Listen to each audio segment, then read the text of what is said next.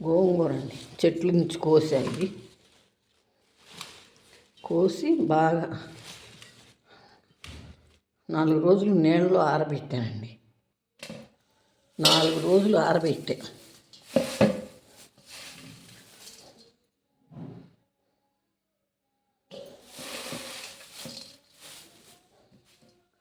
బాగా ఎండనిచ్చి తడి లేకుండా ఆ నీళ్ళలోనే ఫ్యాన్ కింద ఆరబెట్టానండి. పొడి పెట్టానండి. ఉప్పు, కొంచెం పసుపు, ఉప్పేసి వేయించానండి. కొంచెం వేయించి పొడి పెట్టా.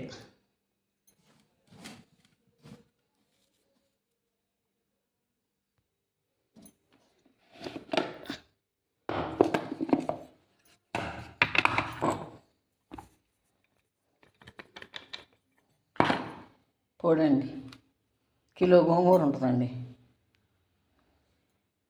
దాన్ని పచ్చిది కోసి కడిగి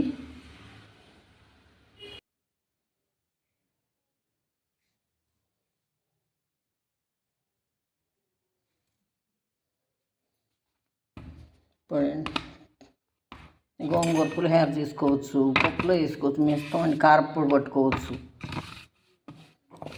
అయితే గోంగూర దొరికినప్పుడు తెచ్చి ఎట్లా చేసి పెట్టుకుంటే ఎక్కడికైనా పంపించాలన్నా పిల్లలకు దూరంగా గోంగూర పొడి.